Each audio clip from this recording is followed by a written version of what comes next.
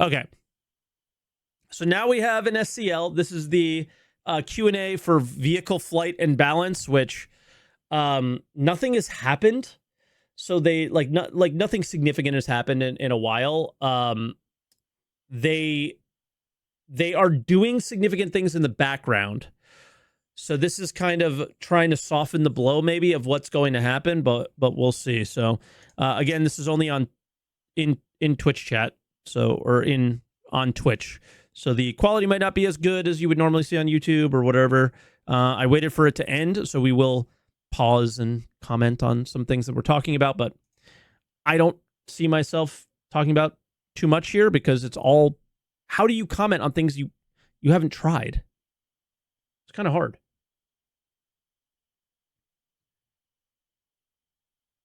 For me. Seriously, Spock is the only one you can mention. Yes. On top of my head right now, yes. We've asked you to mention how's 5 volume Star chat Trek characters, and all you can do is Spock. Why does this have to start with a roast already? Like, is it special enough? No, put the camera on him. He's the one. This is not your failure. It's Rich's failure, What? right? I definitely take responsibility for this. Okay? No, the why. job. Dude, Yeah. Jeez. You got to show the person who doesn't know Star Trek. You're not showing the person who doesn't know Star Trek. Yogi knows Star Trek. Go to Yogi. Spock is literally the only character you can mention. Captain Kirk? Talk about Star Wars, maybe. More educated. Okay, fine. Name 5 Star Wars characters. Anakin, Obi-Wan, Mace Windu, Yoda, Darth Vader. Okay, now. He's a prequel Star Wars. Okay, now something course. outside of the prequels. He's a kid. Instead of the prequels, Come on, 3 of them. Luke, Han Solo, Layla. Layla? How's the Leia. princess name in English? Leia. Leia, Okay, It's the editors. that's fine. Princess Leila works. I'm just looking at Jared's face here. Hi, everybody. Welcome to Star Citizen Live. The Passion of Matteo Monticelli. I'm your host, Jared Huckabee, and if you've never seen Star Italian. Citizen Live before, what a lucky person you are. That's where we take roughly about an hour, sometimes a little bit less, out of an occasional week these days, to sit down with our developers and chat things related to Star Citizen, or Star Trek, or Star Wars. What other stars are you not familiar with? Starman? You ever seen Starman? No. I know something about Star Atlas. Star Citizen, though. That can help. Well, hopefully. We're going to find out. Stellaris.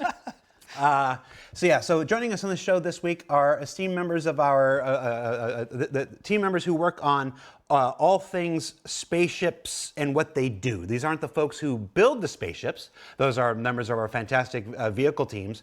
And we see those every couple weeks now. Who build the physical spaceships. These are the folks who take those spaceships and craft them and hone them and adjust them so that they perform the way that we want them across both of our games, Star Citizen and Squadron 42.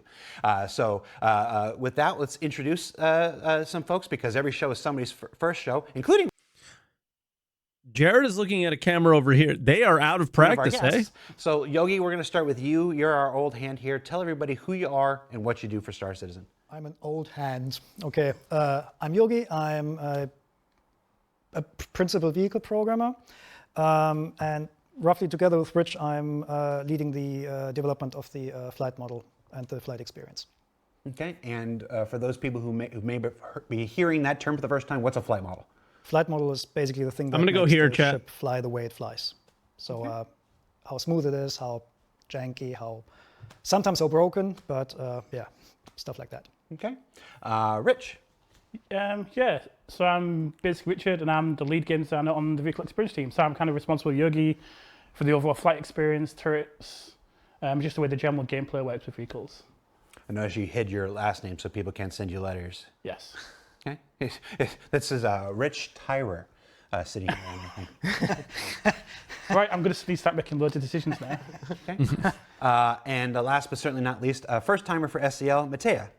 Hey yo, I'm Mattia. I'm a game designer 3, working with Richard on everything flight, spaceship balance related, mostly for Star Citizen these days. And yeah, that's what we do.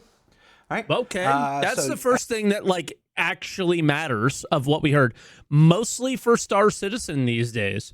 So we know what's been happening. We know where they've been.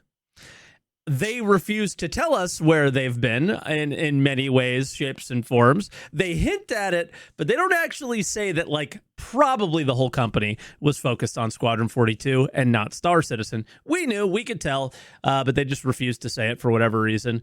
And yeah, I think this one was pretty obvious that, you know, as far as flight goes, because, like, man, Yogi gets so much shit, but they like set out what they wanted to do, said they were going to iterate on it, and didn't do anything significant after that first initial master modes drop. And everyone was like, we have all these problems, we have all these issues with it. And Yogi was like, yeah, we share the same feelings on a lot of those issues, and we plan on addressing them. And then nothing happened. Somebody, I don't think it was the guy sitting above them, I think it was the guy sitting somewhere else, said, yeah, no, Squadron, or yeah, no, jump points. Yeah, no, other stuff other than the flight experience, which is like paramount to this game. And that's obviously like a problem and not good. But Yogi got so much crap that nothing happened. And I don't know like how fair that was. And that's why I always direct my frustrations above the people who typically talk to us, because the people who typically talk to us do not get to decide what they work on. And it sucks because they're the one who has to eat all the shit for the people making quote unquote bad decisions. Like, in my opinion, it would have been a better decision to focus on the flight model. I don't know, in 2.0 or 3.0, like right away, get that dialed in. That be the number one priority, nothing else. And here we are, a billion years later, and still trying to figure it out. As we want to do on Star Citizen Live, we put a thread up on Spectrum where this one, so I'm talking to people, we put a thread up on Spectrum Yes, and collected questions from you, the Star Citizen community. Our lovely folks here went through your questions and pulled a collection of them that they felt they could answer best during the course of today's show. I had no questions. I don't. So if you've submitted your question, like, well, why aren't they talking about this and why aren't they talking about that? Usually what that means is either we don't have the particular guest that's on to talk about that, because we certainly wouldn't want Yogi talking about stuff he's not involved in, or Matei or Rich, or that's a feature aspect that is not currently in development. The other big kind of misperception in games is that you work on all the things all at the same time. We don't. So the questions that we're going to talk about today are primarily... You focus mostly on things you want to sell. Primarily the things that are currently in active or an development, event that will help you sell and that relate things. to the work of these three individuals. So right off the bat, we'll just jump right in. Yo, Jared, looking healthy as... Oh, thank you, Boomish. True. Thought it was my mom. I think it's the mustache. What is the intended purpose for heavy fighters? Right now, they have a turn rate very similar to ships like the Connie and Corsair, but they lack the shields and firepower of those. What's up? So, this is a question for me, yes. We have been playing with heavy fighter tuning since 3.23, basically the master mode release, and our idea about the heavy fighter role hasn't changed much throughout the time. So basically, what we think an heavy fighter is basically heavier fighter that has lower maneuverability compared to light fighters, but increased durability and increased firepower. That's as simple as that, right?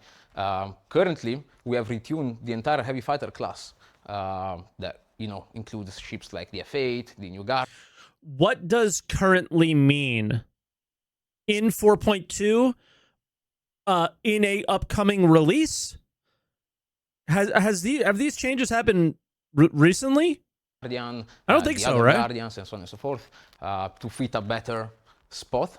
And in our opinion, the spot that now the heavy fighters actually cover, it's quite fine. We do notice that the heavy fighter class is slightly underperforming right now, though, but we think it's related more to the relationship between cross classes rather than the heavy fighters tuning per se. So stuff, for example, like how the heavy fighter is dealing against like a medium fighter, for example, or a shipper of a bigger size, like for example a Constellation or stuff like it. So we would like to dive more into the tuning for other classes first before assessing the the overall heavy fighter tuning. And does anyone have a problem with this assessment? I don't. I think that's kind of how I felt, is they feel like they don't have a role because they don't do well against anything and other things do better than it. Right?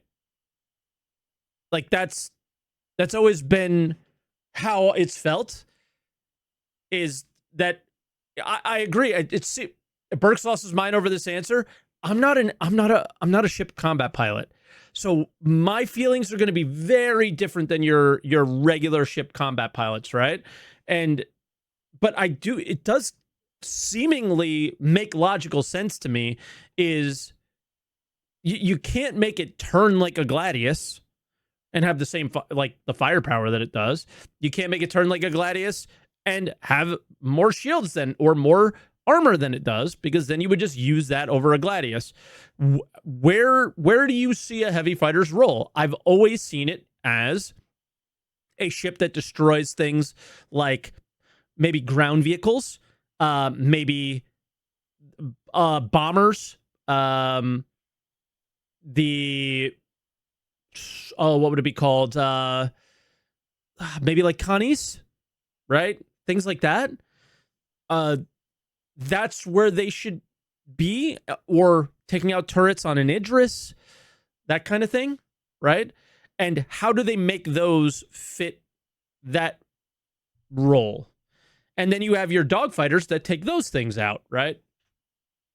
if that needs to be addressed once again. So currently, this. Or I don't know, like they have better missiles that, space superiority fighters fire missiles without ever getting in a dogfight. I don't know if that's really a thing that would be fun in Star Citizen, right? It's a thing in real life, and real life isn't fun all the time or fair. This is the state of the heavy fighter class in general, but we have some even more updates or like more ideas for the more updates. Flight model. So the current ratio on where the fighters sit doesn't necessarily need to stay this way. We have the updated flight model coming, and we're using that to basically, I wouldn't say reset, but reevaluate especially the relationships between the fighters. For example, in our perspective at the moment, with the with the updated flight model, the heavy fighters, they just feel a little bit too tanky because they're still fighters, right? So we're currently evaluating whether or not we should make them more vulnerable, because if you compare some numbers from, for example, like Gladius. I feel like if they made them more vulnerable, they would just be more shit than they already are. Versus a F8, we're looking at like a 5 times health. That is like quite a lot for a fighter class. So we're evaluating or reevaluate that once the new flight model or the updated flight model is coming online. And when you say evaluate, that means you're still making your decisions. Yeah, sure. Nothing is ever set in stone when it comes to that. Yeah. You're looking. Yeah, and nothing ever will. Like anybody who's getting mad at that comment is an idiot. You're asking the question whether that 5 times is right. You're not sitting here saying today 5 times is wrong. No. We're still looking at that. And Mattia, you make a good point about how. I use the F8 all the time to go against NPCs. Seemed like a perfectly fine ship to do that. The health is the reason why I did it. You don't just, in order to tune the heavy fighters or any fighter class or any ship class, it's not just the work on that ship. You then have to make a pass on everything else. It's this constant kind of thing where you go through every. The F7A was the biggest mistake they ever did for fighter balance. 100%. Yeah, that was, again, that was a money decision and not a game one. Class, and then you go back through, and you go through every class, then you go back through every class, and you just refine the entire field of ships over and over again, and that's where you're going to find out. Hellion, I don't think so. 5 times is right. I already watched that maybe stuff. 5 times is right, and then things like the Connie and Cutlass need to go up to 6 or 7 or whatever. It's one of those things you're going to find it through multiple passes, which is what you guys have been doing for some time now, for being candid about it. I mean, we can never really set it to a fixed thing. Like we can plan as much as we want, but whether our plans survive then reality is a different question. Also, like sometimes other things coming, for example, the upcoming armor system and so on, that will also change these dynamics. It might just require some other adjustments somewhere else. I imagine your thoughts on these things actually change over time too. Like. Hey, Mike, do you think every combat ship should be usable, viable in PvP and PvE? No, not at all. Like that's again what I was talking about with the Prowler utility is I really think that they need to like have more levers to pull and push and buttons to turn and press on these ships to allow them to be like, this is a PvE beast, or this is a PvP beast, or this is stealthy, or this is good for cargo, you know, that kind of thing. How many years have you been here now, Yogi? Eight? Yeah, it's close to me. I'm on 11, and I can't remember a time when you weren't here. I joined 2017, but gameplay since 2019, I think. Yeah. So I'm certain the way you thought about some of these things in 2017 is not the same as you thought of them in 2020. It's not the same you thought. I'm sure there are some things that are still ideas. the same. Well, yeah. But I think details change over time. The new a bit, ideas right? thing. Because sometimes you just prove that A or B doesn't really work. For example, also the idea to have a perfectly balanced game is a bit. This can be. Sure, we can ridiculous, go for this, but yeah. it doesn't necessarily need to be that because the relationships of players playing, they're so complex to grasp. The hardest case we have in our combat design is same skill, same pilot, same skill, same ship to get a fight going in a 1v1 scenario without any other external factors. This is like when you get this one right, then you probably have something that you can really work with. But it's hard to actually get to that thing because even if you have two really good pro players fighting against each other, it's hard to tell which one of these is better. I mean, you can maybe count kill times or so, but there's so many factors and that's sometimes hard to grasp. So I'm not entirely sure that we need a completely balanced game because ships are different. Like people are different, real world airplanes are different, have pros and cons and so on, but you can never really balance them out completely, right? So we'll Yogi has failed in the way he explains things so many times, and I think he's going to get shit for this comment. It's impossible to balance video games, and I think that's all he's trying to say. Well, you've just given people their first Reddit thread. Yeah. We CIG developers. I'm not sure we need a completely balanced game. No. Yeah. Okay, so hang on. What we're still aiming for is like we try to avoid a meta game, right? This is like something we're still trying. It will be incredibly hard, but if we have a game at some point where balance like, is boring, all ship types have a purpose, where it makes sense. Also, like maybe in the value that you bought that ship for in an in-game shop or something like that, then we're probably in a good place. Yeah, and it's one of those things. It's some ships are meant to be.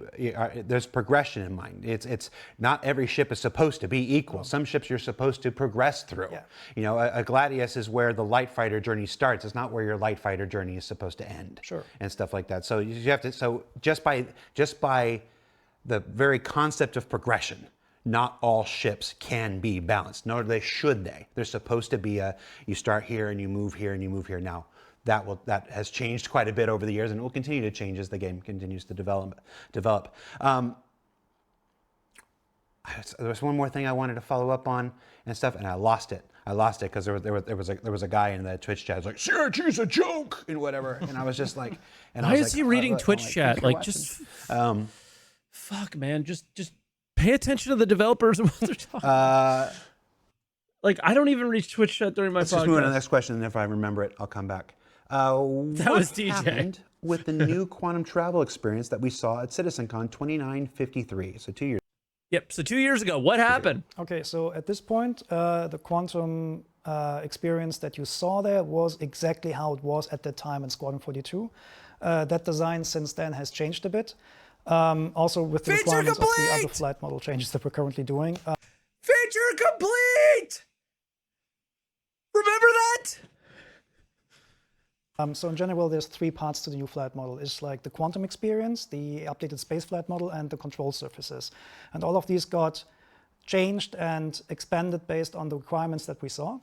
And right now, what we back then described as quantum boosting is basically has changed a little bit. So quantum boosting will be used for like the slow speed range that.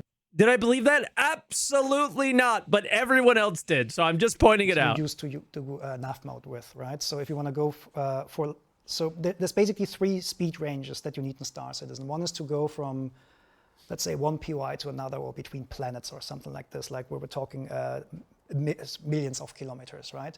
Then you need the the range in which you're navigating within these spaces. So let's say going from, let's say you have a bubble of like 300 kilometers or so in size. You need to navigate in between there, but you don't want to fly with your SCM speeds, right? So for that, quantum boosting will be used. And then there's normal SCM speed region. So basically the thruster-based flying, which will still be limited to, I don't know, maybe 300 meters per second or so.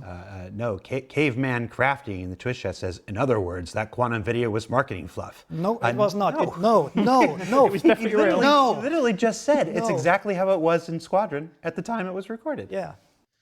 They don't get it. I understand them being frustrated by what he said.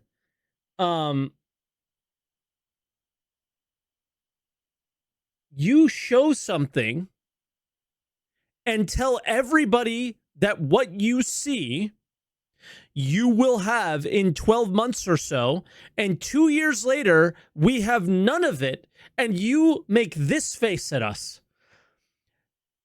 That is the problem. And they just don't get it. They just don't get that aspect of it. How is this on us? How in the world is this on us? That's how it was. It was all real. It was real gameplay. In the 2 years since, but we're going to ignore the fact that we told you were going to have that. We're going to ignore that. And that's why that person, who unfortunately is here and is going to seem like, coming from my community or whatever, and I'm probably going to get hate for it, don't give a shit. It's just, it's not okay. It's not okay to act this way. It's not okay to treat us this way. Now, did Caveman say it appropriately, perfectly? No, but if he did, you would have fucking ignored him. You can actually see that it was real gameplay because on stage, our left stick broke, and you can see that in the video because the velocity meter on the left side is constantly twitching because the stick broke. It was all real. You try. Yeah, you. I mean, what? Did you try to get it to us? It was real. Here's a fun question. The F8.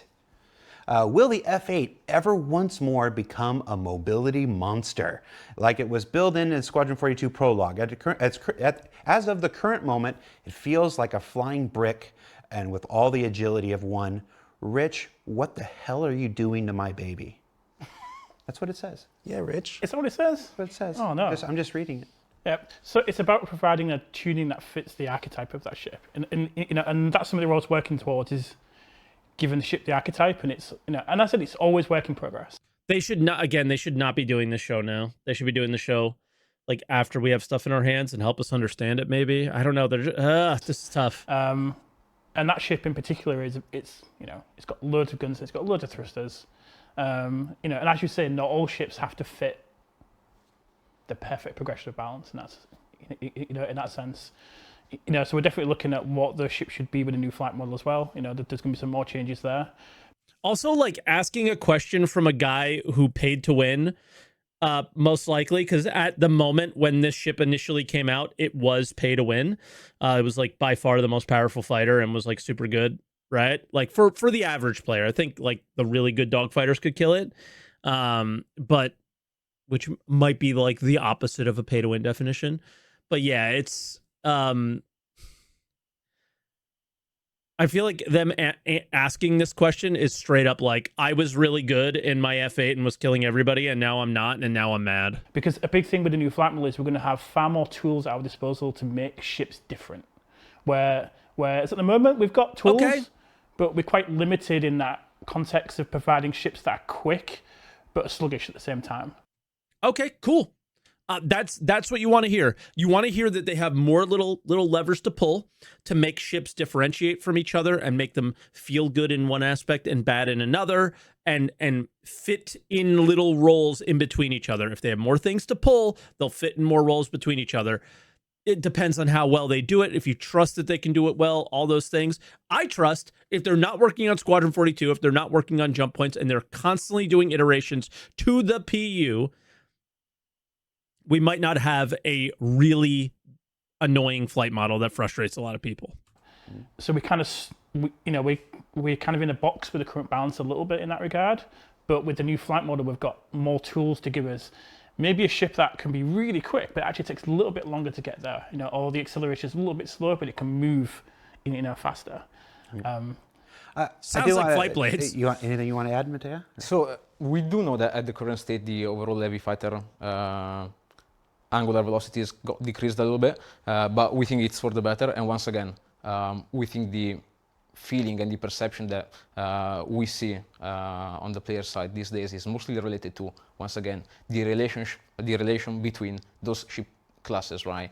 In our opinion, once again, what we want to reach is like a balanced and intended gameplay experience for the ship per se, right? So having What then please take a moment and tell us what is your intended gameplay for a heavy fighter, because I don't think they have ever sat down and told us that, right?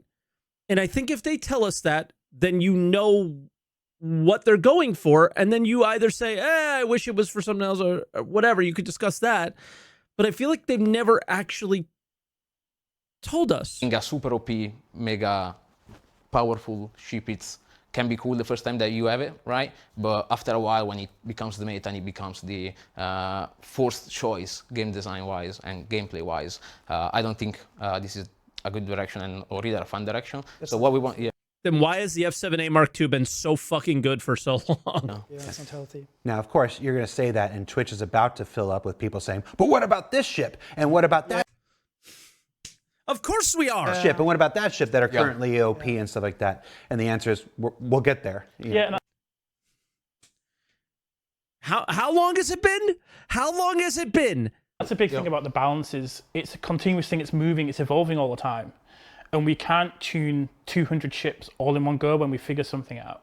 So it has to come in steps, which is why we've done pass on the medium. It's why we've done the pass on the heavies. And then and that'll keep evolving, but we have to do it in pieces. And you have to do it slow. Not just pieces, but like not move any levers too far, right? Because we just, we can't move 200 ships. Maybe stop adding ships, somebody said in Twitch chat. Oh, but I hate them making money, right? Like, again, I wish they were able to make money a different way. Because, yeah, that would be a huge fix, right? That would be the fix. Ships at the same time. And also it's more important for us to kind of move those pieces step by step, because we understand the dynamics that we generate inside the game a bit better as well. So, we get more knowledge about it. We understand how player prefer to use certain type of ship rather than others. So moving those Lego bricks in tiny blocks, it's easier than just moving one and see how it performs and then try to scale everything according to that. So that's what we're going to try to do, and what we have tried to do, and what we are actually doing as well with the current monthly updated patches. So we always try to deliver something to address maybe a specific issue or a specific. I mean, the F8 turns slower than the Connie right now, and the F7A and F7C M Mark II out DPS it. It's not in a great spot. I think that's what he's trying to say. Am I misunderstanding? Because I feel like he's saying how it compares to other ships. It's not really fitting. So we need to find a way to make it fit. That's how I'm understanding it. Is like it turns slower than certain ships, and it's not got enough power. It's how you're comparing it to other ships. And it hasn't found where it needs to be. I don't know how they find it, though. Of the ship flight in the game. Zodicide says, just hire more people to balance at the same time. And he's got that. The one Twitch emoji with the kind of sarcastic face. So I think he's going to be. I think that's a sarcastic comment. I'm not sure. I'm not up on the popular culture, but no, it is one of those things where 9 doctors don't make a baby in 1 month and whatever. Plus, as I said on earlier this week to another thing, not everybody at CAG is not a monolith. You have what you think and want, you have what you think and want, you have what you think and want. Ideally, we find compromise, we find places, but adding more people will often bring in more opinions and more stuff, and actually can make finding Has anybody consensus made a even fucking harder. decision yet? So it's just one of those things where, unfortunately, hiring more devs is not the answer to everything. If you need to make another location, possibly. But if you're trying to fine-tune the balance of a thing, not always the case. I want to ask two more questions about. I remembered what I wanted to talk about before. In balance, you mentioned player skill. Yeah. There's this thing. There used to be a guy who worked here, Vinny Sinatra. He was our QA lead back super cool. Back in the day in LA studio, and that guy could do things in a Gladius that I could not see anybody else do. And it didn't matter what ship you flew. If he was in a Gladius, he could kick your ass. And that was the thing. Like the Gladius, the light fighter meta, the way that it just spoke to him. It was like this perfect match between pilot and ship. But you don't always get that. Sometimes people, they desperately want to fly. They desperately want to fly my Superman punching ship right here because it's the aesthetic that they want, and it has the role that they want, but it's not perfectly suited for who they actually are. And the comments that come from that are, oh, well, this thing is underpowered, or this thing moves slower. And like, well, the answer is, well, maybe this ship actually isn't the one that was right for you. Maybe this other ship is the one that. I'll just buy a different ship. How do you incorporate that, and how do you manage that? This player preference and the player skill level. How does that factor into your balance plans here? So it's really complex.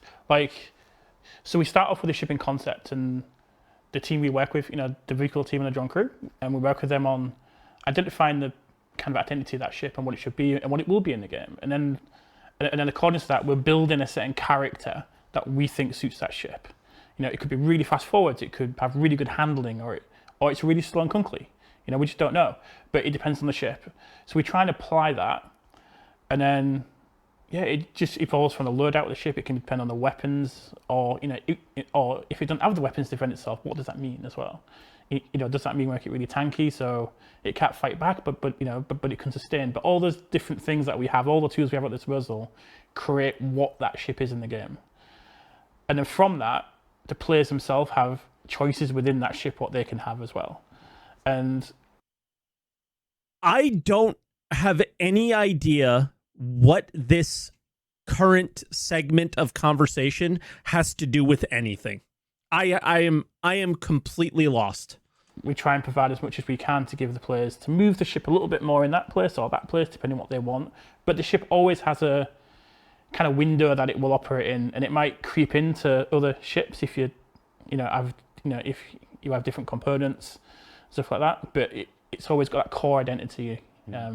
And sometimes that's not going to align with each individual player and what they want it to be. And that's not a balance issue. That's a thing that happens when you've got a game with 200 ships. If I could fly around in any ship and be an ultimate fighter, I'm going to speak about me personally here. It would be the Mantis. I love the aesthetic of the Mantis. I think the Mantis could have been the coolest damn fighter ever. And that's not how it was built and whatnot. And I've tried the few times I still get into the game, whatever. I always try to fight, Mantis, and I struggle. And that's just because I love the aesthetic of it so much. I want that and stuff like that. So, but it's one of those things. It's like that's not a balance problem. No, that is simply that ship is not meant to do the thing that I want it to do, and I always have to kind of remind myself. I mean, there is that. Okay, that's a good what he's analogy. saying. There's is from there was a German World War II ace which was called. I think we're going with. I think I understand this now.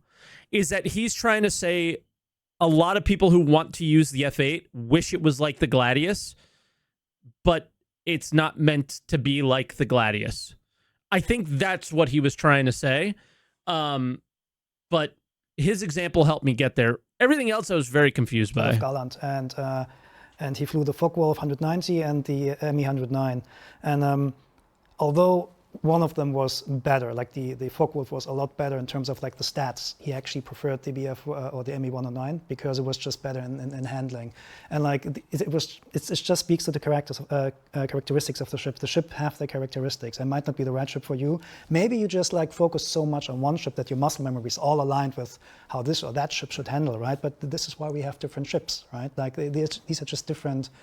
Well, they give you different access to the universe. Maybe the handling is different, but then you have a big size 4 guns. I mean, let's be honest, you have 200 ships because you needed to sell ships, and you would have stopped if you didn't need to sell ships. If the first 100 ships gave $10 billion and you had the perfect budget for what you needed and your goal was to make the best game ever, you probably would not have sold or added a single new ship to the game unless you needed to fill a hole that you actually felt you needed, instead of creating holes or anything like that you were trying to fill somewhere else. So the second question I want, we've said already, and folks like, will you talk to us more about the flight model? We're going to do that in just a minute. This is my setup for that. okay. We have done, Yogi, Rich, we have done a lot of these shows over the years. Whether it's here at SCL, whether it's on an ISC, or whether it's even a CitizenCon presentation that we put together and whatever. For a number of years now, we have said this next thing is our thing we're waiting for. Whether that was master modes, or whether that was hover mode before that, or whether that was operator modes, whether it's flight model, stuff like this. Jared's at various points naming off their the greatest Star hits. Citizen's now 13-year development, it's been something or other that we're waiting on that unlocks the next thing. Now, and along that, it's been armor penetration. And it's been recently we put flight blades in there, and that allows you to tune things like this. We know that crafting is coming up. Crafting is going to dramatically change how so many of these ships go, because now you're going to be able to build some version of these ships and affect their characteristics in the one that you buy. We're selling the stock versions. But people are going to be able to craft their own individual versions, and some level of customization will go into that. Is it futile to try to do any balancing along the way? Of course not. Is this just a waste of everybody's time to try to balance heavy fighters, to try to balance light fighters, when there's so many outstanding systems still? They're not even trying. No, so I'd say it's part of the journey. The journey. I love the journey. They haven't focused on it enough. When I say they're not trying, what I'm saying is their focus was clearly somewhere else, right? And I think that the young man at the bottom right made that very clear, that their focus was probably somewhere else for a while. And I'm glad to see their focus is back on the PU, and I hope whatever we see with this initial drop of the updated flight model, it is an all right, back to Squadron 42, all right, back to doing something pointless. Like, I really hope they have dedicated time to deal with the issues with it, adjusting it, pulling on those levers that they said they're going to have, and actually make those adjustments. But how the fuck can we say that it would be a waste of time? And I don't think that's what Jared's saying at all. I think he's trying to put a ball on the tee for them to hit. It's a spaceship game. And all they've done is take ships and put them in boxes, like in groups, and say, this is how this group of ship flies. This is how this group of ship flies. They're doing exactly what they need to do to deliver on a game, if they were actually doing it, right? They started doing it, and then they stopped. And that is where everyone's frustration is. I always try to find, like, when people are upset, why? When people are happy, why? And it was very clear around master modes that everyone was like, all right, I don't like this. Let me give my feedback, and I expect my feedback to be heard, seen, addressed, perhaps, and then just nothing happened, right? And let's say we throw away everything tomorrow, we still have what we've learned along the way. And that's really important, because we're constantly learning. It goes back to you earlier. I've been here 7 years, and my understanding of the game and the game mechanics has fundamentally changed in that time. and as we've built more systems and we've added more to the game, and we do know the game's not complete. They are learning, but don't you feel like they're learning like how we play and how the game is going to be at a really slow pace? It's kind of exciting because we're building towards that, and we're always moving in that direction. Or maybe they've learned at the same pace that we have, but their ability to act on it is incredibly learning slow. More and getting better, hopefully, at what we do. So we change things along the way, and then we have other systems that come in and they might throw a curveball in that system that we've made, but we're learning along the way to build what we think is the best game. Yeah, I can add something on that from a different perspective, because I've joined the team roughly around 2 years ago, so not a long time as these other two veterans, right? But it's very important in order to, you as a game designer in my case, but in general, I think as a developer, to have that knowledge and being able to have that experience in tuning and getting accustomed to the game, getting to know how the game is working currently. Also to understand, first of all, what can you do and what can you plan to improve the game in the future, in the long run, and also be prepared for that when the moment comes. You know what to do, you know what to expect, you know what to manipulate in order to create the right experience, right? So it's never a waste of time, and also I guess you guys want to play as well the game, right, from time to time. So playing a game that is in a better state probably is better than just a game that is not balanced at all in it. I think there's often, over the course of the 11 years I've been here, I continuously encounter this expectation that every answer is supposed to be figured out before you start making the game, and before you start building. And that's just not how game development works. It's construction, not development. But it's always. Yeah, but dude, like the amount of times you could say this and we can just look at you and say, are you fucking kidding me? The amount of times you have completely changed your mind and have completely changed the landscape of the game and added years and years and years and years and years onto development, which is the reason why you now have 200 ships, which is the reason why things are impossible to balance, which is the reason why insurance has come into the game in the way that it has, which is the reason why crafting won't be as good as it possibly could be, which is the reason why, like, I can just go on and on and on. Like, I know I don't understand game development from a game developer perspective, but I know in my heart of hearts that is such a fucking annoying statement to say to people like us that have been sitting around here and have funded the project up to a certain point, right? And expected them to take that money and deliver what their goals were at that time, not to change their mind completely, right? Over and over and over again. Like, from the player perspective, it is always incredibly challenging. Because we have backers, we have players, we have citizens out there who want desperately to believe in us. They want desperately to believe that we know what we're doing. They want desperately to believe that there's a master plan and stuff. And the reality is, how excited do I get when there is an inkling of hope that that feedback has actually sunk in? Like, to the people who think that I'm always negative, how many times do you make fun of me for coping when it seems like there was this ounce of understanding? My excitement is endless in those moments. They're few and far between, unfortunately, but when it happens, I get so excited because of what he just said, because I desperately want to believe in them, but they have given me constant reasons to not.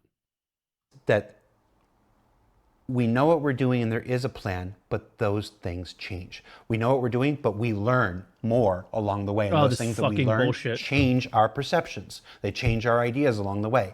We have that plan, and then new systems come online and stuff, and that plan has to change and it has to evolve and stuff like this. And it's never an issue of not knowing what we want to do or not being able to do it. This is what game development is. It is this constantly evolving, never-ending development thing to find this alpha thing that we're all trying to build together. Scope creep, power creep, constant, never-ending. Yes, some things are constant and never ending, and they're not good. They're not the good things in video games. Like that's the part that is like so infuriating. Is it is the constant, never ending, not new ideas, not better ideas. It's all of the bad things have been constant and never ending. This is vision. By the way, Squadron 42 is feature complete. By the way, I don't know if you guys know, but it's feature complete. There's Rich Tyler's vision. There's your guys' vision. There's everybody's vision, and it's about synthesizing that vision along the way. And it's going to. Yeah, I was omega excited when Rich said like, here is what our goal is for 1.0, and this is our plan. I was like, holy shit, they're actually gonna stick to it. They have a plan. They're going to stick to it, and we are going to get to watch them build this out piece by piece. And then every week I have to hear this guy tell me how they're going to change their plans and have better ideas. Everyone liked your ideas before. You made millions of dollars off of your previous ideas. Make those ideas fun. Change, it's going to evolve, and it can be very frustrating, both for player and developer alike. And it's just, I don't really know where I'm going with this. I feel like I want to acknowledge that. I don't. Where you're going with this conversation is very similar to where CIG is going with its development. In fucking circles. I think that the vision has changed a lot, though, right? Yeah. I mean, like, the one thing you can't underestimate is like engineering and design and development. It just takes time. Like, I mean, like, seriously, like 90% of all the things that player proposed that we should do better, we usually thought about these already, right? Because this is what we're doing for a living.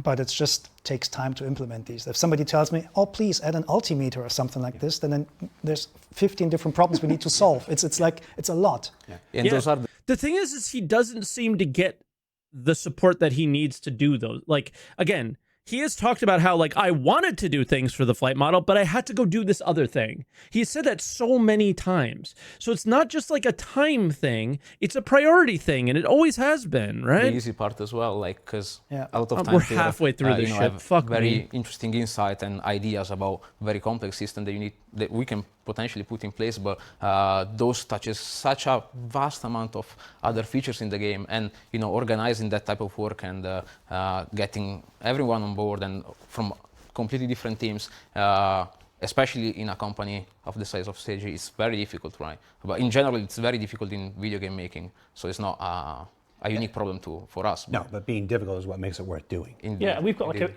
we've got a very complex game, but that's very exciting because we are doing it different.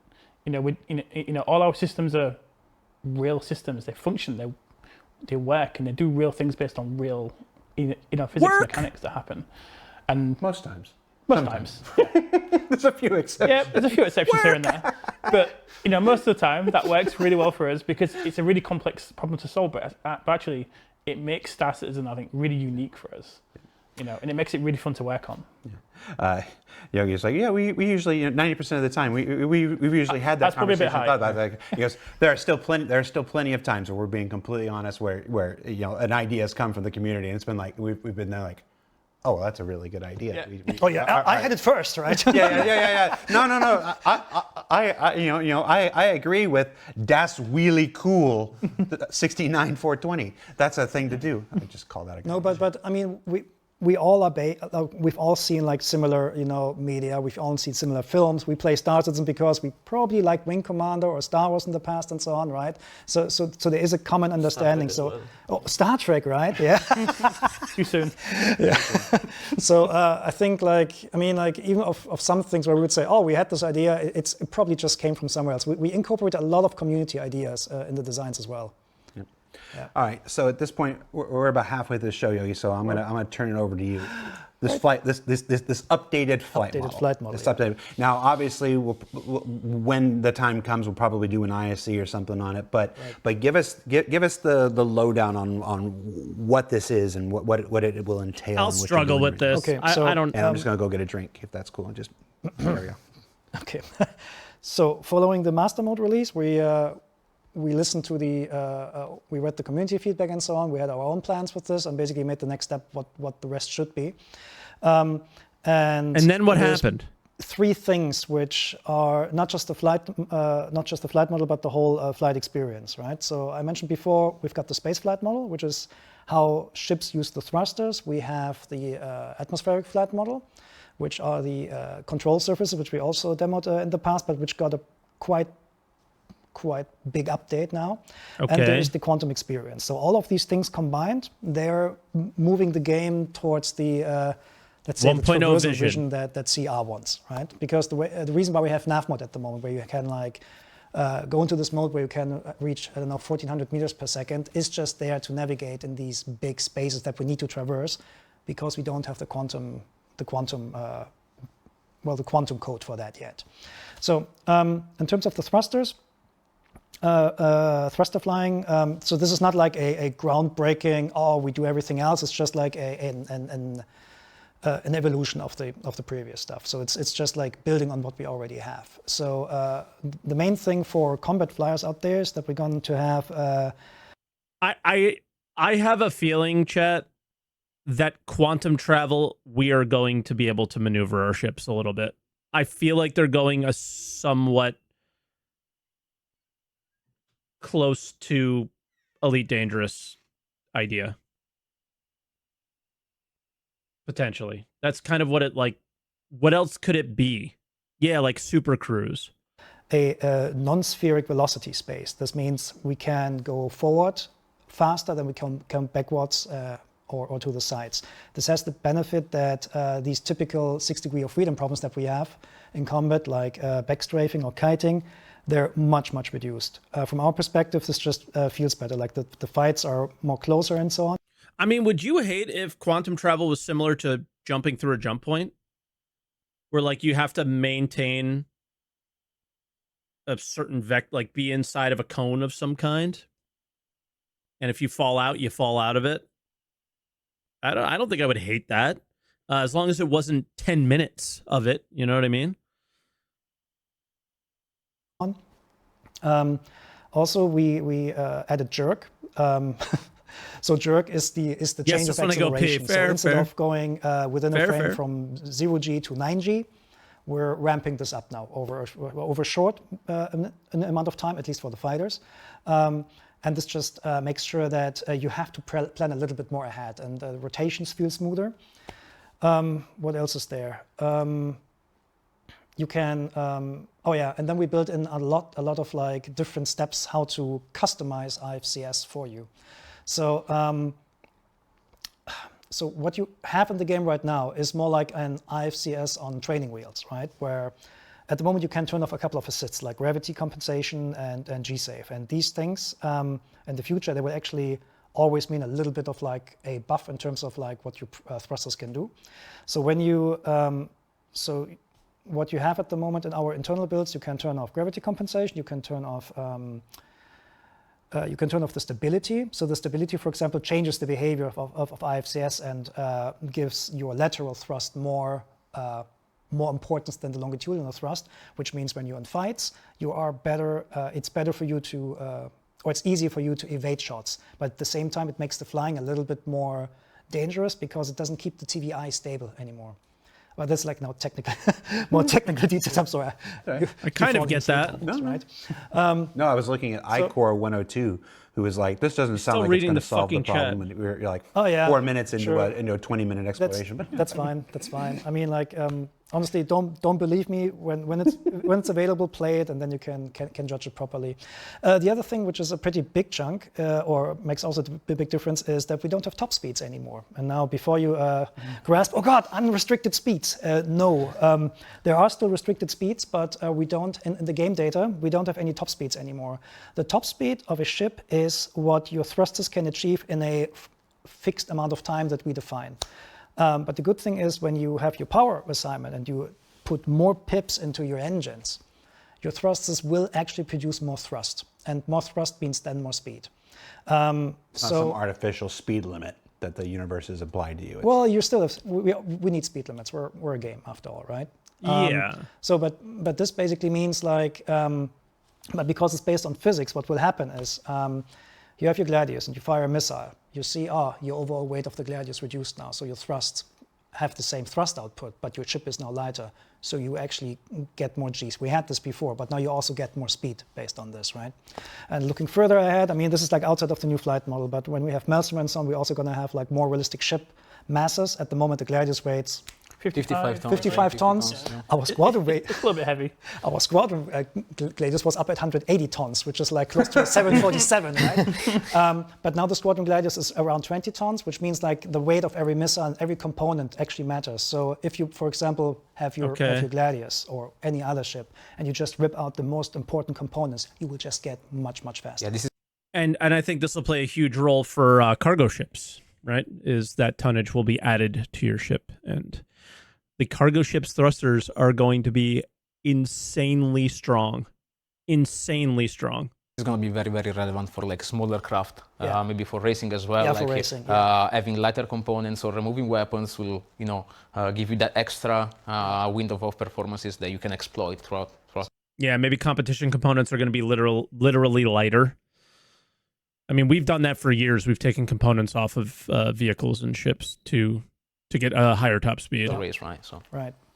So, and that is basically just the space part of this. On the control surfaces, we have a full licensed pilot on the control surfaces for now, right? That's Kareem. So he's working on the control surface support. What we have already ready is the unassisted aerodynamics flight, which means how the ship feels when you directly affect the deflection angles of the control surface. So you can glide, you can even like your ship can be entirely off and shut off. You still have control over your control that's surface, cool. which means That's cool. if you're getting distorted in atmosphere, and you can actually glide down, you can flare and you can crash land your ship in a you can do a controlled crash landing, yep. right? And so and the core on-off thing, which I just mentioned, we introduced a concept which is called the IFCS core. It means what you have right now in the game, where the ship is just constantly compensating for your rotation. This means the core is on, so IFCS is actively working for you. But IFCS in the future can be slapped down or even turned off. At some point, does anybody ask about nose downing? Because fuck me, man. Idris's nose downing at the Lazarus locations it's like the most ridiculous thing ever. And in this case, you don't have pure Newton flight. Somebody does, also cool. on the rotation, and this also happens when you, for example, crash into something. For example, on the Gladius, let's say we know that the Gladius cannot go above, let's say, 20 Gs. Then we might have a limit in the IFCS code that says, when that ship goes over 25 Gs, the course is slapped off for like a couple of seconds, and then it needs to reboot. So during this time, you still have control over your ship. You can still use the thrusters and so on, but it will not auto-stabilize yourself. So it's more or less like flying like a Kerbal Space Program. So it's which means you will tumble after every collision. The ship will not recover as fast, and whether the core is on or off also plays a role in atmospheric flight, because in atmospheric flight, when the core is on, we will have a fly-by-wire system that keeps the TVI stable. But when the core is off, you directly control the control surface directly. So that's I want to jump in. a lot. Sorry. Yeah, I want to jump in and say, give Yogi a chance to catch his breath. That 20 and 25 thing, those were numbers off the top of his head to illustrate a point. No, don't go up and update Urkel and whatever. It's going to have a 20 G. Only a 20 G tolerance? Blah, blah, blah. Don't worry, Urkel is run by people who actually get the numbers out of the game, which you guys are actively removing at all times. It's fantastic. And then nobody knows anything. It's just examples, Guys? right? Just examples. Any minors out there? It's just an example. This is great. I want these. We might need it, to be fair. Yeah. The open space at the time. All right. Or hey, Mattia, I need something from you. I'm coming over. So thrusters, atmospheric flight, Yeah. control services, and the third one was? Quantum experience. Yeah, quantum experience will change because at the moment it's very clunky how we traveled through the game. So Okay. I think the best example is nav mode will die is probably the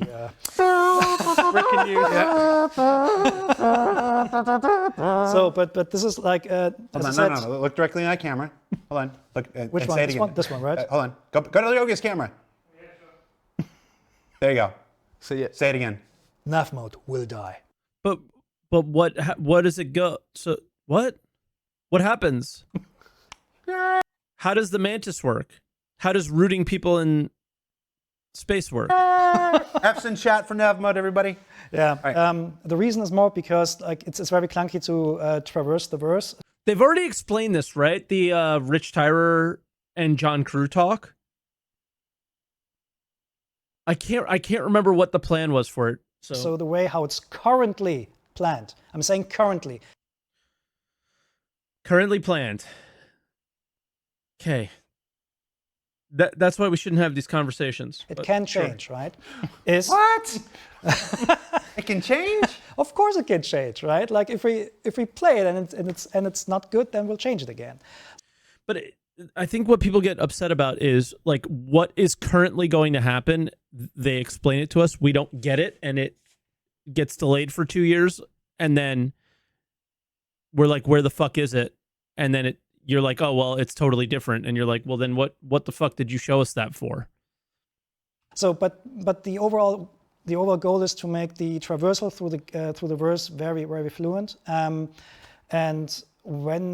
so the thing that will define whether you can do if you can use a quantum drive or not, is just whether it's powered or not. And this is like a resource network problem. So if you select, for example, or if you set up your resources so that your quantum drive is not powered, you cannot use quantum.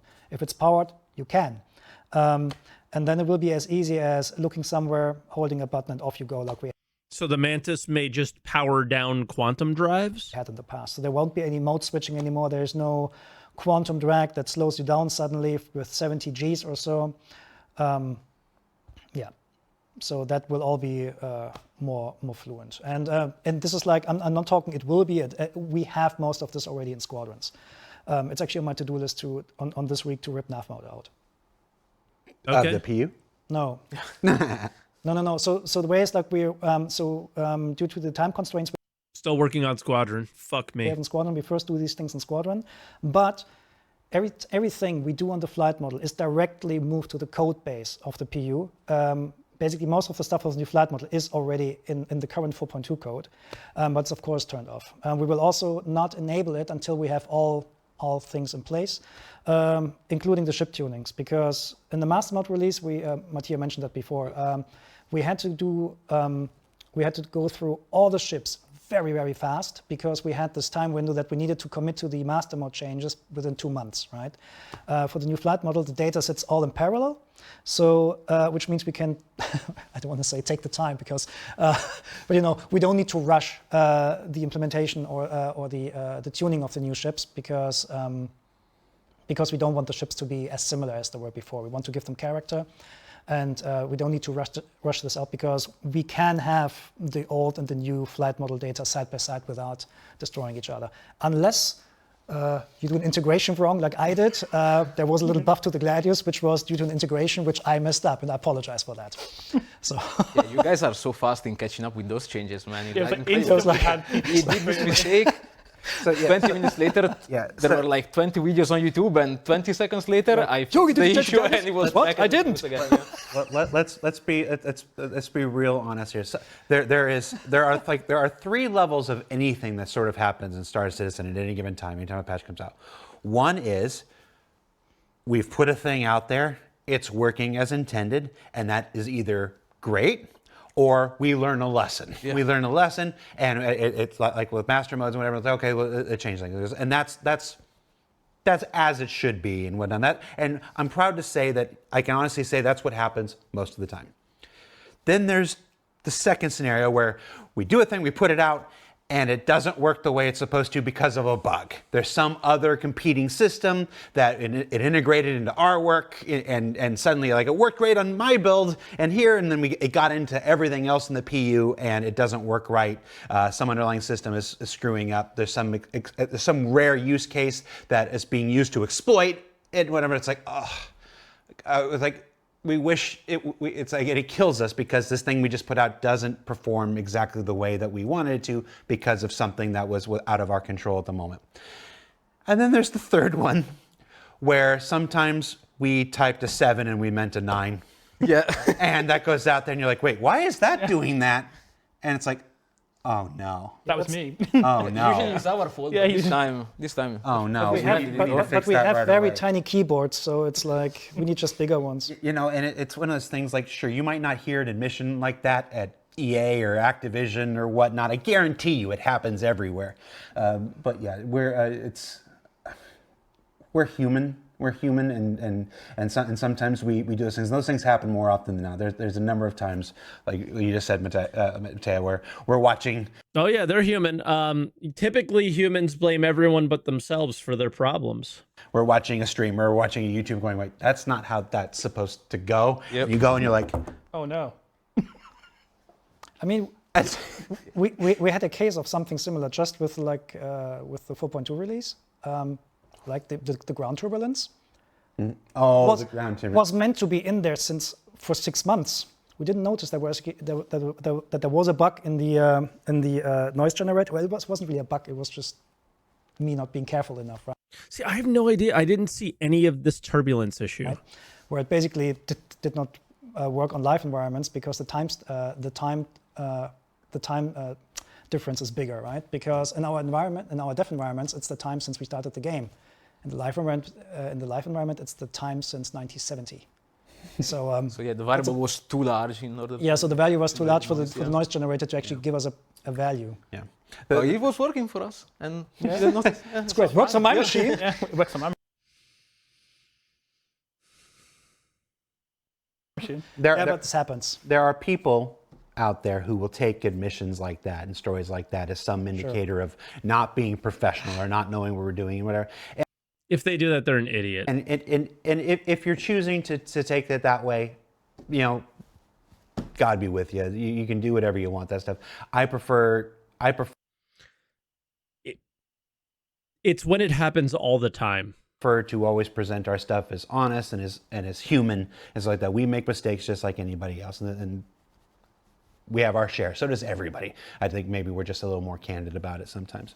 But thanks for pointing out. Like for us, honestly, especially these days in DPU, we tend to, keep up with, or try to keep up with a lot of feedbacks and data, even from the community run tool as well, right? So guys keep,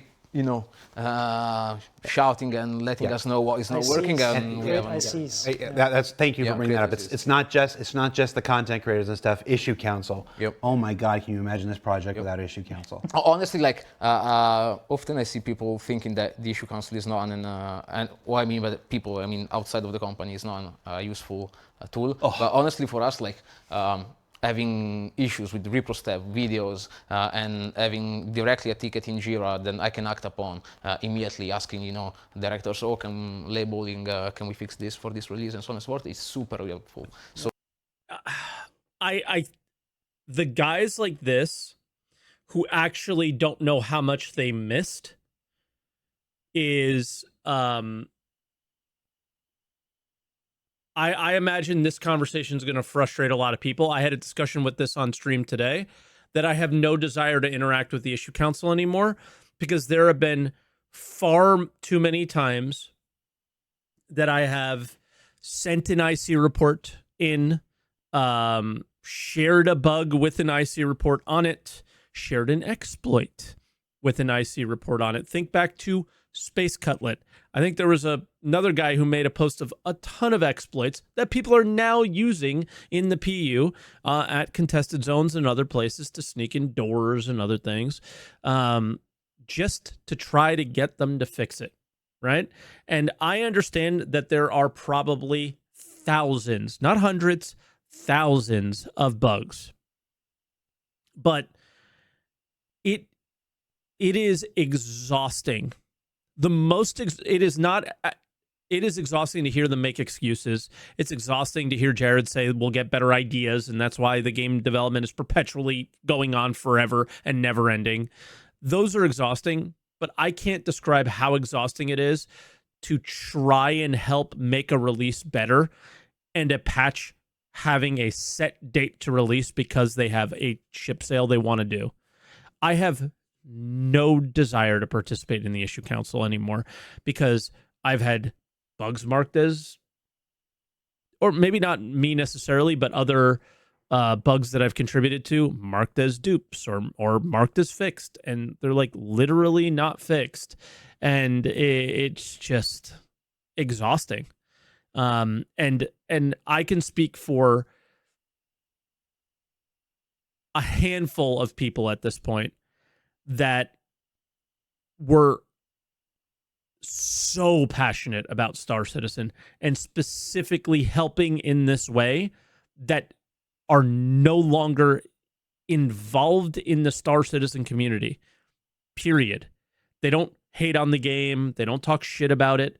They're just over it because of that experience.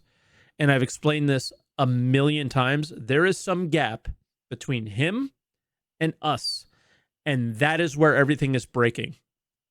Whatever he actually gets, they do seem to fix.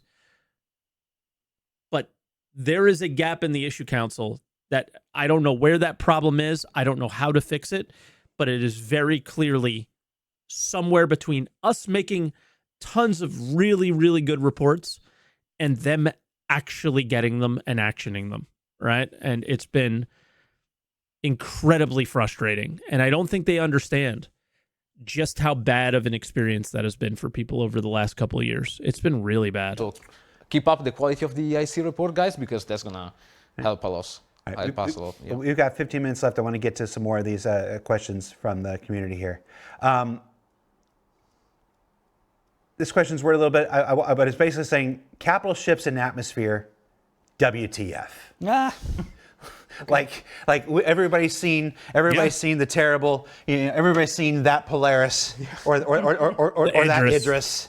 You know, you're trying to do a line of mine, you're trying to do a Stormageddon, whatnot, and it's just capitals in atmosphere. Any hope? That's quite of a ship of Polaris, by the way. yeah, that's pretty good. This was basically the role model for the Polaris. Okay, so I know what you want to say. Okay, so the vertical thing, right? Where ships do this, like nobody wants that, right? CR doesn't want that. Like he had a talk with me last week, right? But this is also something we probably will only.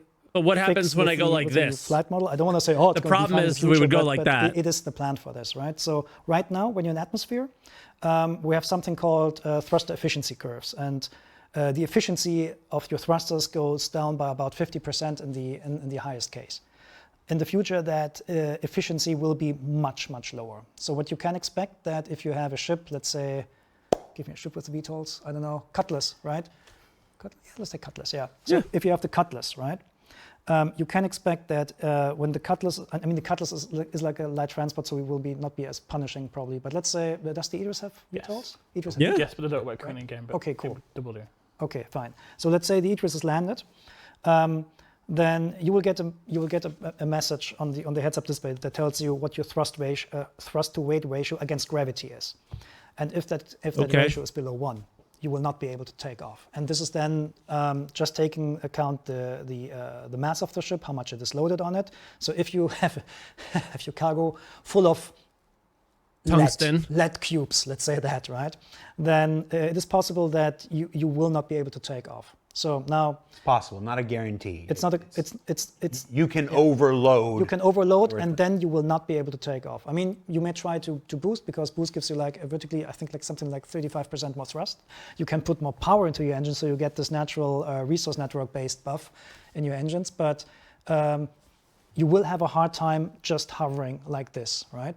And at the same time, because these are your strongest thrusters, but your retros are usually a lot weaker than the. How do you guys feel about this? So I sort of like the direction they're going. The whole hover mode thing was really shit, I thought, because it was very hard to like you ever play that like game where you have to like balance a marble, and it's like super fucking hard when you were a little kid.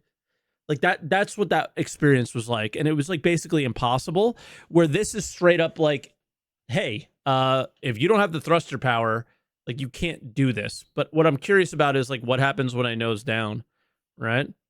if you do this, you will eventually just sink down. That's it. So yeah, it sounds like it's still going to happen, right? Hold on, let me go back because So if you do this, you will eventually just sink down. Than the other thruster. So if you do this, you will eventually just sink down. That's at least the plan, right? So you can expect that larger ships will be harder to fly and to land in atmosphere. We will try to give players helpers so that. Yeah, it's just how do we stay level better? Like, give us an option to stay level more easily, and then I think I would be okay with that. Nose down should also propel you forward. That's what we had before, but we've had that. So I feel like we didn't have enough tools to like, or going like this led to going like that way too easily, right? So New players don't just like crash land this thing, right? But still, like there's still physics, and like the reason why the ships can hover at this moment is because they have so much thrust that they can. Because all they need to do is to be able to hover in 1G, or let's say on Earth, right? When that is not guaranteed anymore, then you automatically have like a more realistic and harder situation there. And that's coming tomorrow? That's not coming tomorrow. I'm not gonna, Jared, no when question, no. But seriously, like we're really keen to put this over as fast as possible. But so the space flight model is done. The aerodynamic. Rip mining and Atmo, probably not. Those ships are probably going to have incredibly good thruster power when in VTOL mode, and should be able to hold a full load of mineable ore, but anything above that, it shouldn't, right? Every mining ship has VTOL, so they've thought about this, so dynamic stuff is halfway done because the fly-by-wire is not completely done. And what we need on the control surfaces that's left is the ability of AI to use control surfaces. That's like a relatively complex project, but I'm confident that we can solve that in the next couple of weeks. And then there is the quantum experience. When all these things are done, and then it's the first time we can actually let players test this thing in the PU environment. But this is not for tomorrow, or also not for like. Until then, Yeah. can you 4.2. just make it so that if you're in a Polaris or an Idris and you do this in atmosphere, you just instantly go to Kleischer? I can, but then you're not gonna be able to slow down very fast anymore. Or like No. fast I enough. just teleport the pilot right to Kleischer. If they're doing this in atmosphere, which is broken, by the way. that would be what I do, and that's why I'm not a designer. And they don't put me in charge of anything. Jared Citizen. Rich, you mentioned turrets earlier. Are there any plans to make industrial ship turrets be a viable deterrent, or will they remain a mostly useless POS? Slightly subjective question. It's very Yeah, subjective, isn't wait. it? It's possible I'm adding a mostly useless. You mentioned turrets earlier. Are there any plans to make industrial ship turrets be a viable deterrent, or will they remain a mostly useless POS? Slightly subjective. It's slightly subjective, but a lot of the placement of turrets on industrial ships aren't very good. Think C2. Question. It's very subjective, isn't it? It's possible I'm adding my own spin to some of these things because I have feelings of my own. Yep. So the whole point of those turrets is, the ships can't defend themselves with guns, so we've got turrets that, and we want the ships to be able to defend themselves. Not with all turrets. industrial turrets suck. Caterpillar's We are really working good. on the kind of general turret experience and how kind of powerful the turrets are as well. And we made some changes. Was it last release? Yeah. In general, like with the engineering so we buffed them up. modifiers, yeah, we buff the ammo, we buff maybe some regenerates for specific ships as well. So But there's there's this other thing, like the thing that we're currently lacking is effective medium range weaponry. Right now, because a turret that fires projectile, just like it's just the, right, normal gun projectiles. this is a gun projectile. The things like we don't want to twist like the projectile after we launched it, right? So what we need is like some medium range weaponry. We have a plan for this. Like we would like to try out flak at some point, but it's not ready for multiplayer yet. But it it's can in the range PU or in a squadron, I guess. It can be effective beyond the range where normal gun turrets are effective. I mean, I guess the question comes mostly from, I have this large ship and I'm getting shot at by fighters which keep their distance. But the other thing is like coming to more like Torsten's work. I don't think it just keeps their distance. I think industrial ships don't have very good full cover with their turrets. It's very limited, and anybody with even the slightest bit of game knowledge knows that like a Drake Corsair cannot hit you if you're like behind it and below it. Right? So they just stay there. Pretty much the same thing for a C2, right? So there's just certain ships that have really bad coverage, and I think that's what the player's talking about. But concerning like the armor system and so on, there's also the question of like if smaller ships will actually be a danger for larger ships, because we are going to have like penetration parameters on the bullets, and we're going to have armor and so on. So a lot of these weapons that people use at the moment to damage larger ships, they might not be able to damage them in the future. It's like if you have a pistol and shoot at a tank, the tank says, well, okay, right? So if the ships want to do actual damage on the ships, they probably need to get so close in the future that they can destroy precisely the subsystems. But that's like, this is a little bit outside of like... then that, of course, provides more utility to some of these heavy fighters or stuff that are designed to take on the larger ships. Nice. Yeah, so like the Ares. Heavier fighters have bigger weapons. Should be able to damage those penetrate that armor that a light fighter wouldn't, right? So now you have a use for it. I think that's what they were probably talking about, but just didn't say it. Exactly. Like Yeah. We are With the roll I thing. want to see if we can do at least 4 more. So I'm limiting you to 1 to second. 90 seconds. I should not babble. Answer, sir, because I want to hit more of these things before we go. He's got an airplane. He's got to catch. Right. Weather is in 4.2 for or the next iteration of it. Weather affecting ship's ability to fly. Yes, it's in there. You can try it. Larger ship in general should be less affected by weather effects, and a smaller ship clearly more. And yeah, you can try that. The effects already that Yogi. I haven't and, experienced that.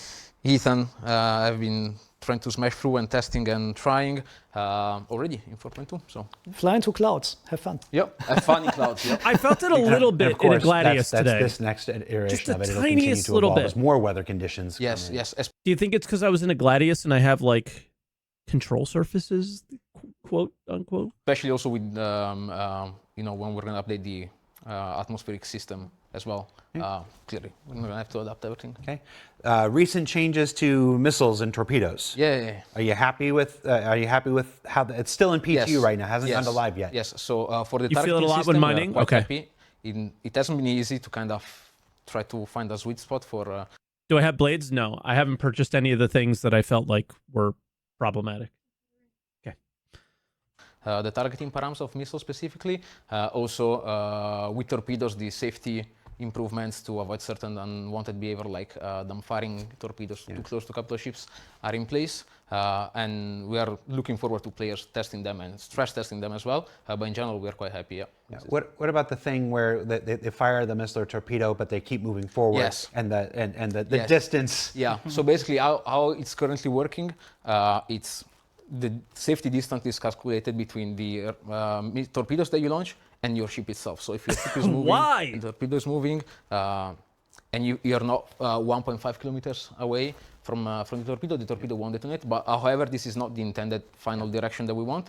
We have already spoke with all these peeps and PAT and Team Johnny as well for some updates on the safety mechanics based mostly on the distance traveled of the torpedoes and also some safety From check the on- moment it was launched. Yeah. Yeah, because that's the big exactly. change. Right Exactly. now, But- because of this. So it's important to say that we wanted to try this stuff first because that was basically the parameter that we had in place actually since a lot of time in order to see how the gameplay dynamics are looking. And now that we know that this is kind of the direction that we want to dive into, we can further work. So right now, if you follow your torpedo missile, and you're too Yes. close, it'll just never Yes, arm, yes. and that sucks. You wanted to start that distance timer to start from the moment you launch Exactly. it, and then if you choose to get too close to it when it explodes, that's on you, Yep. pilot. That's where we're going. Okay, good. Ground vehicles. Why do they suck? Wow, it's very subjective again. So we They have suck. obviously made a big kind of change to ground vehicles. So we changed the fundamental physics of the ground vehicles. But that still doesn't mean they're finished. Yeah. I think lots of ground vehicles suck simply because the game is not made for ground. It was never made for ground vehicles. Period. End of story. It is straight up a spaceship game. There is The game is way too large and everything is way too far apart to ever think about using a ground vehicle. Period. End of story. The current game just does not support them in any way, right? I think the missile ones have now become a little bit more viable in either 4.2 or in 4.1.1. I can't remember because they're like, their missile lock ranges. I think it was 4.2 because they are not subjected to the missile lock ranges that these other things are. So you're able to, like, 50 meters away, just like whack somebody, I think. But other than that, no, like the actual moving of a ground vehicle is just not a good experience. They are still subject to the same kind of physics as the rest of the game, and we do know that the general collisions don't feel very good. And we do want to improve that. They did something with the bouncing, right? But also, we want to give more purpose to the ground vehicles as well. And that just isn't the ground vehicle itself, it's the guns or it's the torpedoes on the ground vehicle. So it's about improving those systems as well, so players have more of a reason to choose them. Especially as we have more environments in the game that, they may limit where ships can go, they may limit where ground vehicles can go. And, also you may want to use ground vehicles to defend a certain area. So, if you've got a ballista, you can have ballistas and protect an area, but that they've been trying to make that work. Ground vehicle physically good. It's the systems on it, it's the torpedoes, and and how that those kind of systems generate the gameplay we want. Stormbreaker should let people use ground vehicles to drive in. I mean, that's why everyone believes that they're going to sell the Icties, right? Because it seems like a weird choice to say only Atlases can be there, not anything else. But I feel like they were a little bit worried about things like the ballista and the storm firing missiles at the worm, right? So, but then they gave us the handheld, I don't know if you guys know, because many of you are probably not playing it yet, but there's like a missile launcher in a room where you go to fight the worm. There's no ammo in any of those boxes, but typically there's none, but yeah. I don't know. We have the handheld one. That's why already we try to bespokely tune the ballista torpedoes and missiles to kind of fit more into the anti-air role, as well as the Centurion turret, by the way. Now the turret has gimbals as well, so it's more ranges, has more ammo, to try to enhance the peculiarities of the anti-air vehicles as well. They really want them to be anti-air vehicles, and I think, like, if there's any vehicle that can work, it would be those for the current state of the game, is because they don't have to move. You just stand there. Right. Any hope for some kind of throttle control or something on ground vehicles? Is it still just a press and you go to your top speed? Can we?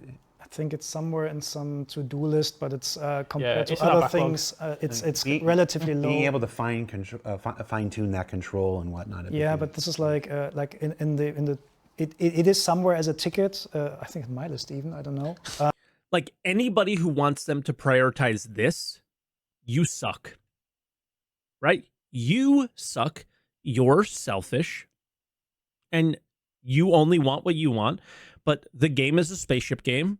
The spaceship gameplay is not good. And they have a lot of work to get it where it needs to go. Right? That's it. You need to focus on the spaceships. And I'm glad he's saying that. But it's a like low compared priority. to other things, like really low priority. Why would it be a priority? There's literally no gameplay for it. Who cares, right? I'm sorry. The Daymar Rally is really cool, but the Daymar Rally will still be here 10 years from now if the game is good. So I wouldn't wait for it for now. All right. I'm glad he said that. That's it. That's our time. Thank you for hanging out. Thank you for tuning in to Stars in Live, Vehicle Flight and Balance. Yogi, Mattia, and Rich, as always, thank you for taking the time out of your Thursday to come. Yogi, you literally have a flight. You have a taxi waiting to take you to the airport and go. Thank What's you the for... time now? You've got 3 minutes. See, so got 3 minutes. I'm doing my wrap up, but trying to convince him to do a show. It's like, I've got to leave for an airport. I'm like, I promise I'll make it in time. Thank you for taking the time. Thank you for talking so in depth about the flight model stuff. Like I thought I was going to, I still come out of here not knowing really what's going to happen. Besides the weight thing. The weight thing is the only thing I truly understood. if just judging from the Twitch chat, I think a lot of folks are anticipating those things. For folks in the various marketing stuff, yes, Alien Week does launch today. That should launch in roughly 2-ish minutes. Those people are doing that. That's the Alien Week promotion where all those alien ships come back, and the new Asperia Prowler utility, which will have a BTS episode that goes live on YouTube in just a minute, and you get to learn all about that. And yes, Virginia, it's true. It's more accessible, and it's not nearly as wallet prohibitive as the original Prowler. Also, lots of improvements to the original Prowler. You want to check out the Q&A for the Prowler it's utility. cheaper than the We go original through a bunch of Prowler. the improvements we've made to the Prowler along with this work. So check that stuff out. For SCL, I'm Jared. That's been Rich. That's been Yogi. That's been Mattia. Thank you so much for hanging out with us this week, and we'll see you in 2 weeks. No show next week. Bye, everybody. Ciao, ciao. Classic, no show. Okay. All right. I wonder what we'll see in 2 weeks, but yeah, I kind of come out of this thing still not knowing a whole lot.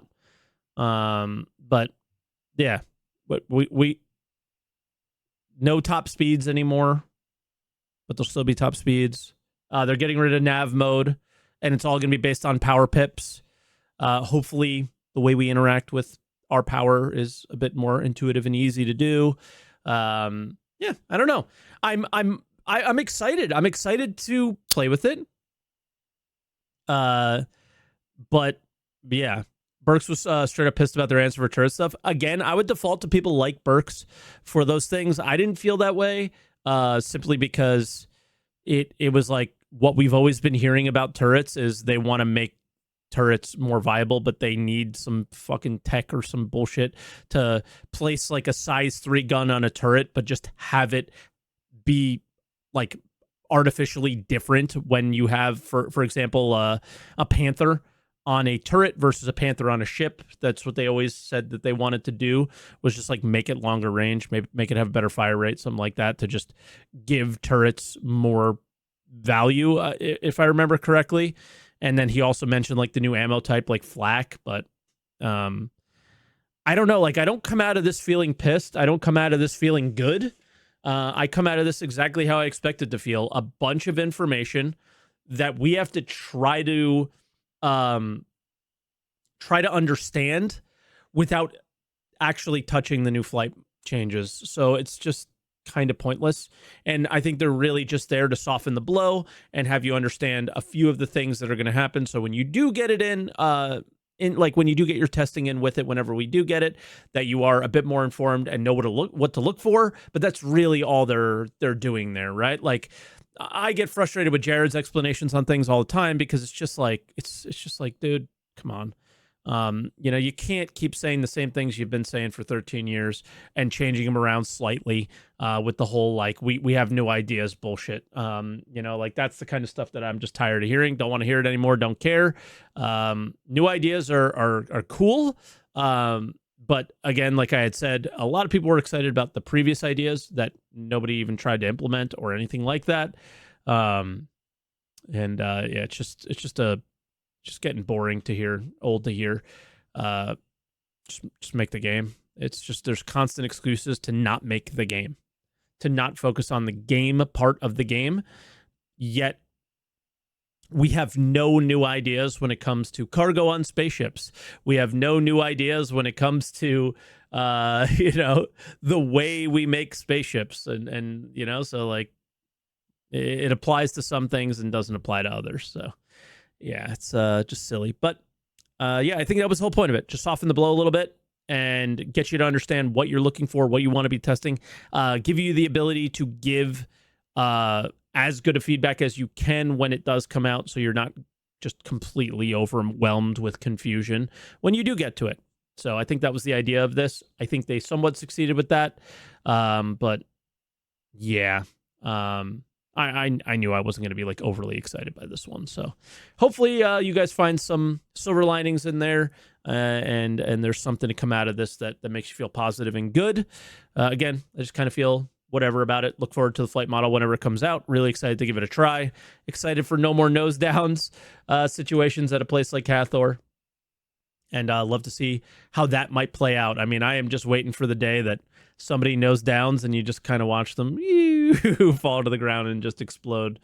And then they respawn with all their gear right next to you or something. It's going to be awesome. So thank you for watching, everybody. I appreciate that. And yeah, we'll catch you in the next one, I guess.